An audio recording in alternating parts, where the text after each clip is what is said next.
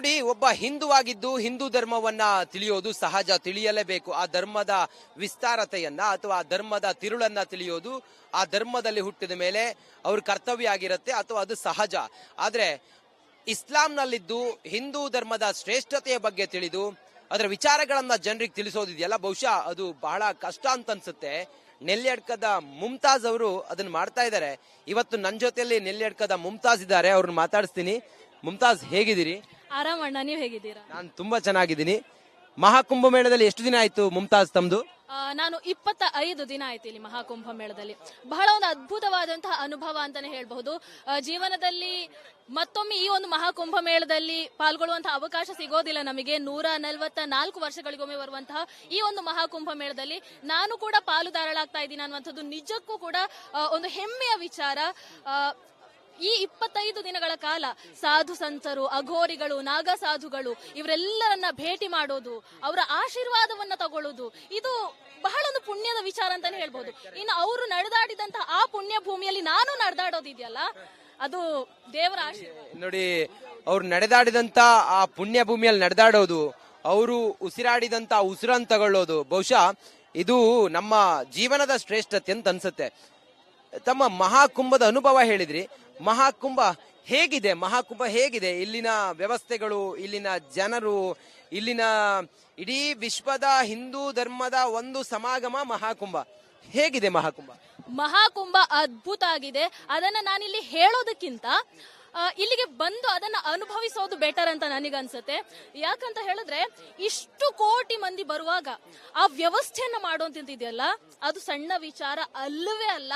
Modi ಯೋಗಿಜಿಗೆ hats off ಹೇಳಲೇಬೇಕು. ಸ್ವಚ್ಛತೆಯ ವಿಚಾರದಲ್ಲಿ ಆಗಿರಬಹುದು ಅಥವಾ ಸೆಕ್ಯೂರಿಟಿ ಆಗಿರಬಹುದು, ಎಲ್ಲವೂ ಕೂಡ ಅದ್ಭುತ ಅಂತ ಹೇಳಿದ್ರೆ ಅದರಲ್ಲಿ ಎರಡು ಮಾತಿಲ್ಲ. ಸಾಮಾಜಿಕ ಜಾಲತಾಣದಲ್ಲಿ ಅವರವರಿಗೆ ಬೇಕಾದಾಗೆ ಏನೇನೋ ಹಾಕ್ತಾರೆ. ಆದ್ರೆ ಈ 25 ದಿನಗಳಲ್ಲಿ ನಾನು ಇಲ್ಲಿ ಇದ್ದುಕೊಂಡು ಪ್ರತಿ ಮೂಲೆ ಓಡಾಡಿದೀನಿ, ಪ್ರತಿ ಅಖಾಡ ಓಡಾಡಿದೀನಿ, ಸೆಕ್ಟರ್ ಓಡಾಡಿದೀನಿ, ಗಲ್ಲಿ ಓಡಾಡಿದೀನಿ, ಪೇಟೆ ಓಡಾಡಿದೀನಿ. ನನಗೊತ್ತು ಈ ಮಹಾಕುಂಭ ಮೇಳದ ವ್ಯವಸ್ಥೆ ಹೇಗಿದೆ ಅಂತ. ಇಲ್ಲಿನ ಜನರ ಮನಸ್ಥಿತಿ ಇದೆಯಲ್ಲ, ಆ ಭಕ್ತಿ ಭಾವ ಇದೆಯಲ್ಲ, ಇವೆಲ್ಲವನ್ನ ನೋಡೋದು ಅದು ನೆಕ್ಸ್ಟ್ ಲೆವೆಲ್. ಈ ಒಂದು ಆಧ್ಯಾತ್ಮಿಕ ಲೋಕದಲ್ಲಿ ಒಂದು ಬಾರಿ ಆದ್ರೂ ಬಂದ ಒಂದು ಎಕ್ಸ್ಪೀರಿಯನ್ಸ್ ಅನ್ನ ಎಲ್ಲರೂ ಪಡ್ಕೊಳ್ಬೇಕು. ಮುಮ್ತಾಜ್, ನೀವು ಇಲ್ಲಿದ್ರಿ 20 ದಿನ ಇದ್ದು ಮಹಾಕುಂಭವನ್ನ ನೋಡಿದ್ರಿ. ಸನಾತನದ ಒಂದು ಸಂಗಮ ಇದು, ಸನಾತನದ ಒಂದು ಪರ್ವ ಇದು.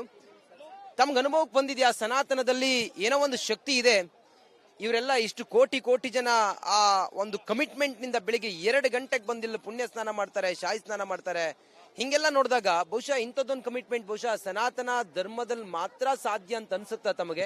ಖಂಡಿತವಾಗ್ಲು ನಾನು ಜೀವನದಲ್ಲಿ ಮೊದಲ ಬಾರಿಗೆ ಇಂತಹ ಒಂದು ಧಾರ್ಮಿಕ ಸಮ್ಮೇಳನವನ್ನ ನಾನು ನೋಡಿರುವಂತದ್ದು. ನಾನು ಬೆಳಗ್ಗೆ 2 ಗಂಟೆ, ಮಧ್ಯರಾತ್ರಿ 2 ಗಂಟೆಗೆ ಎದ್ದು ನೋಡಿದೀನಿ, ಬೆಳಗ್ಗೂ ನೋಡಿದೀನಿ, ಮಧ್ಯಾಹ್ನನೂ ನೋಡಿದೀನಿ. ಆ ಜನ ಬರ್ತಾ ಇರುವಂತಹ ರೀತಿ ಇದೆಯಲ್ಲ, ಅಂದ್ರೆ ಆ ಒಂದು ಭಕ್ತಿ ಭಾವನೆ ಆಗಿರಬಹುದು. ಈ ಮಹಾಕುಂಭ ಮೇಳದಲ್ಲಿ ನಾನು ಕೂಡ ಪಾಲುದಾರಳಾಗಬೇಕು, ನಾನು ಕೂಡ ಪುಣ್ಯ ಪ್ರಾಪ್ತಿಯನ್ನ ಮಾಡ್ಕೊಳ್ಬೇಕನ್ನುವಂತಹ ಒಂದು ಆಸೆಯಿಂದ ಬರ್ತಾ ಇರುವಂತದ್ದು ಇದೆಯಲ್ಲ, ಅದ್ ಎಷ್ಟೇ ಕಷ್ಟ ಆಗ್ಲಿ ಅವ್ರು ಬರ್ತಾ ಇರುವಂತದನ್ನ ನೋಡಿದಾಗ ನಿಜವಾಗ್ಲೂ ಅದು ಸನಾತನ ಧರ್ಮದ ಶ್ರೇಷ್ಠತೆಯನ್ನ ಎತ್ತಿ ತೋರಿಸ್ತಾ ಇದೆ. ಪಾಶ್ಚಾತ್ಯರು ಸಮೇತ ಇಲ್ಲಿ ಬಂದು ಈ ಸನಾತನ ಧರ್ಮವನ್ನ ಒಪ್ಪಿಕೊಳ್ತಾ ಇದ್ದಾರೆ ಅಂತಂದ್ರೆ ನಮಗೆ ಅರ್ಥ ಆಗ್ಬೇಕು ಇದು ಸನಾತನ ಧರ್ಮ. ತಾವು ಮುಸಲ್ಮಾನ್ ವಿಚಾರ ಮತ್ತೆ ಮುಸಲ್ಮಾನ್ ಧರ್ಮದ ಅಥವಾ ತಮ್ಮ ಸಮುದಾಯ ಮುಸಲ್ಮಾನ್ ಸಮುದಾಯ, ತಾವು ನೋಡ್ದಂಗೆ ತಾವು ಮಹಾಕುಂಭಕ್ಕೆ ಬರುವವರೆಗೂ ತಮಗಿದ್ದಂತ ಅಭಿಪ್ರಾಯ, ಮಹಾಕುಂಭಕ್ಕೆ ಬಂದ ನಂತರ ತಮಗೆ ಈಗಿರುವಂತ ಅಭಿಪ್ರಾಯದ ಬಗ್ಗೆ ಏನ್ ಹೇಳ್ತೀರಿ?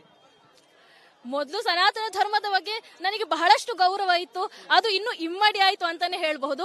ನನಗೆ ಅದು ಪ್ರತಿ ವಿಚಾರಗಳನ್ನ ನೋಡಿದಾಗ್ಲೂ ಕೂಡ ಎಷ್ಟು ಅದ್ಭುತ ಅಲ್ವಾ ಅಂತ ನನಗೆ ಅನ್ಸುತ್ತೆ. ಸನಾತನ ಧರ್ಮ ಯಾಕೆ ಇಷ್ಟೊಂದು ಜನರನ್ನ ಅಟ್ರಾಕ್ಟ್ ಮಾಡ್ತಾ ಇದೆ ಅನ್ನುವಂಥದ್ದನ್ನ ತಿಳ್ಕೊಳ್ಬೇಕು ಅಂತ ಹೇಳಿದ್ರೆ ಈ ಒಂದು ಮಹಾಕುಂಭ ಮೇಳಕ್ಕೆ ಬರಲೇಬೇಕು. ಮುಮ್ತಾಜ್, ಎಷ್ಟು ಸಲ ಪುಣ್ಯ ಸ್ನಾನ ಮಾಡಿದ್ರಿ? ಈಗಾಗ್ಲೇ ನಾನು 2-3 ಬಾರಿ ಹೋಗಿ ಪುಣ್ಯ ಸ್ನಾನವನ್ನ ಮಾಡಿದ್ದೀನಿ ಅಣ್ಣ.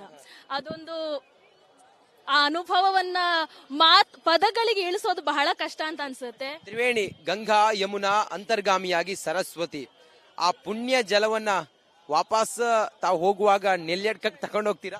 ಖಂಡಿತವಾಗ್ಲೂ ತಗೊಂಡು ಹೋಗ್ತೇನೆ ಅಣ್ಣ, ಖಂಡಿತ ತಗೊಂಡು ಹೋಗ್ತೀನಿ ನಾನು. ಪಾವಿತ್ರ್ಯತೆ ಅನುಭೂತಿ ಹೆಂಗಿತ್ತು ತಮಗೆ? ಅದೇ ಅದನ್ನ ಪದಗಳಲ್ಲಿ ವರ್ಣಿಸೋದಕ್ಕೆ ಸಾಧ್ಯ ಇಲ್ಲ. ಇದು ಯಾವುದು ಜನ್ಮದ ಪುಣ್ಯ ಅಂತಾನೆ ನಾನು ಅನ್ಕೊಳ್ತೀನಿ. ಆ ಮಿಂದೆದ್ದಾಗ ಆಗುವಂತಹ ಅನುಭವ ಇದೆಯಲ್ಲ ಅಣ್ಣ, ಅದು ಅನುಭವಿಸ್ಬೇಕು ನಾವು, ಅಷ್ಟೇ ಹೇಳಬಹುದು. ಮುಮ್ತಾಜ್, ತಾವು ಇಷ್ಟೆಲ್ಲ ಸನಾತನ ವಿಚಾರಗಳನ್ನು ತಿಳ್ಕೊಂಡಿದ್ದೀರಿ, ಇದರ ಶ್ರೇಷ್ಠತೆ ಏನು ಅಂತೇಳಿ ತಮಗೆ ಗೊತ್ತಿದೆ, ತಾವು ಇಷ್ಟೆಲ್ಲ ಮಾತಾಡ್ತೀರಿ, ತಾವು ಇದ್ರ ಬಗ್ಗೆ ಎಲ್ಲ ತಮ್ಮ ಅಭಿಪ್ರಾಯವನ್ನು ಹೇಳ್ತೀರಿ.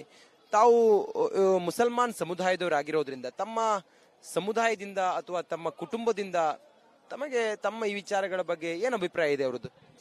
ನನಗೆ ನನ್ನ ತಂದೆ ತಾಯಿ ಕಂಪ್ಲೀಟ್ ಆಗಿ ಸಪೋರ್ಟ್ ಅನ್ನು ಕೊಡ್ತಾ ಇದ್ದಾರೆ. ನನ್ನ ತಂದೆ ಅವರು ಕೃಷಿಕ, ಅವರು ಆಮೇಲೆ RSS ಅಲ್ಲಿ ITC OTC ಮಾಡಿದ್ದಾರೆ. ಪಕ್ಷದಲ್ಲಿ ಸುಮಾರು 30 ವರ್ಷಗಳಿಂದ ಅವರು ಕಾರ್ಯಕರ್ತರಾಗಿ, ಸಕ್ರಿಯ ಕಾರ್ಯಕರ್ತರಾಗಿ ಕೆಲಸವನ್ನ ನಿರ್ವಹಿಸ್ತಾ ಇದ್ದಾರೆ. ಹೌದು, ಭಾಜಪದಲ್ಲಿ. ಹಾಗಾಗಿ ನಾನು ಬೆಳೆದಿರುವಂತಹ ವಾತಾವರಣ ಆಗಿರಬಹುದು, ನನ್ನ ತಂದೆ ತಾಯಿ ನನಗೆ ಕೊಟ್ಟಿರುವಂತಹ ಸಂಸ್ಕಾರ ಆಗಿರಬಹುದು, ಅವೆಲ್ಲವೂ ಕೂಡ ಇವತ್ತು ಇಲ್ಲಿಗೆ ತಂದು ನಿಲ್ಲಿಸಿದೆ. ಅಂದ್ರೆ ನನ್ನ ತಂದೆ ತಾಯಿಯ ಕಂಪ್ಲೀಟ್ ಸಪೋರ್ಟ್ ನನಗೆ ಖಂಡಿತವಾಗ್ಲೂ ಇದೆ. ತಾವು ಒಬ್ರು ರಾಷ್ಟ್ರೀಯವಾದಿಯ ಅಥವಾ ತಾವೊಬ್ರು ಸನಾತನಿ ಅಂತ ಹೇಳಿ ತಮ್ಮನ್ನ ಹೇಳ್ಕೊಳಕ್ ಇಷ್ಟಪಡ್ತೀರಾ? ತಾವೊಬ್ರು ಹಿಂದೂ ಅಂತ ಹೇಳಿ ಹೇಳಕ್ ಇಷ್ಟಪಡ್ತೀರಾ? ಏನ್ ಹೇಳಕ್ ಇಷ್ಟಪಡ್ತೀರ ತಾವು? ನಾನು ಮೊದಲನೇದಾಗಿ ಒಬ್ಬ ಹೆಮ್ಮೆಯ ಭಾರತೀಯ ಅಂತ ಹೇಳೋದಕ್ಕೆ ಇಷ್ಟಪಡ್ತೀನಿ. ಯಾಕಂತ ಹೇಳಿದ್ರೆ ಜನನೀ ಜನ್ಮ ಭೂಮಿಷ್ಠ ಸ್ವರ್ಗಾತಪಿ ಗರಿಯಸಿ ಅಂತ ನಾವು ಹೇಳ್ತೀವಿ. ಹೆತ್ತ ತಾಯಿ ಮತ್ತು ಹೊತ್ತ ಭೂಮಿ ಸ್ವರ್ಗಕ್ಕಿಂತ ಮಿಗಿಲು. ಹಾಗಾಗಿ ಒಬ್ಬ ಹೆಮ್ಮೆಯ ಭಾರತೀಯ ಮೊದಲು ನಾನು, ಅದಾದ್ಮೇಲೆ ನನ್ನ ಧರ್ಮ ಬರುತ್ತೆ. ಆದ್ರೆ ಸನಾತನಿ ಖಂಡಿತವಾಗ್ಲೂ ನಾನು. ಹೌದು, ತಾವೊಬ್ರು ಸನಾತನಿ ಖಂಡಿತ. ಯಾಕಂತ ಹೇಳಿದ್ರೆ ನನಗೆ ಗೊತ್ತು ನನ್ನ ಮೂಲ ಏನನ್ನುವಂಥದ್ದು ನನಗೆ ಗೊತ್ತು, ನನ್ನ ಮೂಲ ಸನಾತನ ಅನ್ನುವಂಥದ್ದು ನನಗೆ ಗೊತ್ತು. ಅದನ್ನ ತಿಳ್ಕೊಂಡು ನಾನು ಇವತ್ತು ಇಷ್ಟು ವಿಚಾರಗಳನ್ನ ಮಾತಾಡ್ತಾ ಇದ್ದೀನಿ. ಬಹಳಷ್ಟು ಜನರಿಗೆ ಅದರ ಅರಿವು ಇರಬಹುದು, ಒಂದಷ್ಟು ಜನ ಮಾತಾಡ್ತಾರೆ, ಒಂದಷ್ಟು ಜನರಿಗೆ ಅದನ್ನ ಮಾತಾಡುವಂತ ಅವಕಾಶ ಇರೋದಿಲ್ಲ. ತಾವ್ ಯಾಕೆ ಹಿಜಾಬ್ ಹಾಕಲ್ಲ, ತಾವ್ ಯಾಕೆ ಬುರ್ಕಾ ಹಾಕಲ್ಲ, ತಾವ್ ಯಾಕೆ ಈ ಕಟ್ಟುಪಾಡುಗಳನ್ನ ಪಾಲಿಸೋದಿಲ್ಲ? ನನ್ನ ಪ್ರಕಾರ ಈ ಹಿಜಾಬ್ ಆಗಿರಬಹುದು, ಈ ಬುರ್ಖಾ ಆಗಿರಬಹುದು, ಅದು ಅವರವರ ನಂಬಿಕೆ. ನಾವೀಗ ಪೈಗಂಬರ್ ಅವರ ಈಗಿನ ಜನರೇಷನ್ ಏನಿದೆ, ಅವರು ಬುರ್ಕಾ ಹಾಕಲ್ಲ, ಅವ್ರು ಹಿಜಾಬ್ ಹಾಕಲ್ಲ, ಅವ್ರು ಫ್ರೀಯಾಗಿ ಓಡಾಡ್ತಾ ಇದ್ದಾರೆ. ಅವ್ರಿಗೆ ಆ ಫ್ರೀಡಮ್ ಬೇಕು, ನನಗೂ ನನ್ನ ಫ್ರೀಡಮ್ ನನಗ್ ಬೇಕು. ಆ ಧರ್ಮ, ಆ ನಂಬಿಕೆ ಅದು ಅವ್ರವ್ರ ಇಷ್ಟ. ಹಾಗಾಗಿ ನನ್ನ ನಂಬಿಕೆ, ನನಗೆ ಬುರ್ಕ ಹಾಕ್ಬೇಕು ಅಂತ ನನಗೇನಿಲ್ಲ. ನಿಮ್ಗೆ ಯಾರಾದ್ರೂ ನೀನ್ ಯಾಕೆ ಹಾಕಲ್ಲ, ನೀನ್ ಹಾಕ್ಬೇಕು, ನೀನ್ ಯಾಕೆ ನಮ್ ವಿಚಾರಗಳನ್ನ ಹೇಳಲ್ಲ, ಯಾಕೆ ನೀನು ಸನಾತನದ ಬಗ್ಗೆ ಮಾತಾಡ್ತೀಯಾ, ಯಾಕೆ ನೀನು ಹಿಂದೂಗಳ ಬಗ್ಗೆ ಮಾತಾಡ್ತೀಯಾ, ಈ ತರದೆಲ್ಲ ನಿಮ್ಮನ್ನ ಪ್ರಶ್ನೆ ಮಾಡಿಲ್ವಾ? ಈ ತರದೆಲ್ಲ ಹೇಳಿ ನಿಮ್ಗೆ ಗದರಿಸಿದ್ದು ಬೆದರಿಸಿದ್ದಿಲ್ವಾ? ಖಂಡಿತವಾಗ್ಲೂ ಬರುತ್ತೆ ಅಣ್ಣ. ನಾವೇನೋ ಒಂದು ಒಳ್ಳೇದನ್ನ ಮಾಡ್ತೀವಿ ಅಂತ ಅಂದಾಗ 10 ಜನ ಸಪೋರ್ಟ್ ಮಾಡ್ತಾರೆ ಅಂತ ಹೇಳಿದಾಗ ಇನ್ನೊಂದು 5 ಜನ ನೆಗೆಟಿವ್ ಮಾತಾಡೋರು ಖಂಡಿತವಾಗ್ಲೂ ಇದ್ದೇ ಇರ್ತಾರೆ. ಬಹಳಷ್ಟು ಜನ ಹೇಳಿದ್ದಾರೆ. ಆದ್ರೆ ಇದು ನನ್ನ ಇಷ್ಟ, ನನ್ನ ನಂಬಿಕೆ. ನನಗೆ ಗೊತ್ತು ಸನಾತನ ಧರ್ಮದ ಶ್ರೇಷ್ಠತೆ ಏನನ್ನುವಂಥದ್ದನ್ನ ನಾನು ನೋಡಿದ್ದೀನಿ. ಹಾಗಾಗಿ ಸನಾತನ ಧರ್ಮದ ಶ್ರೇಷ್ಠತೆಗಳನ್ನ ತಿಳಿಸುವಂತ ಕೆಲಸವನ್ನ ನಾನು ಮಾಡ್ತಾ ಇದ್ದೀನಿ. ಅದ್ರಲ್ಲಿ ತಪ್ಪು ಅಂತ ನನಗೇನು ಅನ್ನಿಸ್ತಾ ಇಲ್ಲ. ಏನು ಒಳ್ಳೇದಿದೆ ಅದನ್ನ ನಾವು ಎತ್ತಿ ಹಿಡಿಲೇಬೇಕಲ್ವಾ? ಸನಾತನ ಧರ್ಮದ ಶ್ರೇಷ್ಠತೆಯನ್ನ ಎತ್ತಿ ಹಿಡಿಯೋದ್ರಲ್ಲಿ ಏನ್ ತಪ್ಪಿದೆ? ಸನಾತನ ಧರ್ಮ ಇವತ್ತು ಇಡೀ ವಿಶ್ವಕ್ಕೆ ಒಂದು ಗುರು, ಇಡೀ ವಿಶ್ವಕ್ಕೆ ಮಾರ್ಗದರ್ಶನವನ್ನ ನೀಡ್ತಾ ಇದೆ. ಪ್ರಕೃತಿಯಲ್ಲೂ ಕೂಡ ದೈವತ್ವವನ್ನ ನೋಡುತ್ತೆ. ಅಂತಹ ಒಂದು ಅದ್ಭುತ ಸನಾತನ ಧರ್ಮವನ್ನ ಯಾರು ತಾನು ಇಷ್ಟ ಪಡದೇ ಇರೋದಕ್ಕೆ ಸಾಧ್ಯ?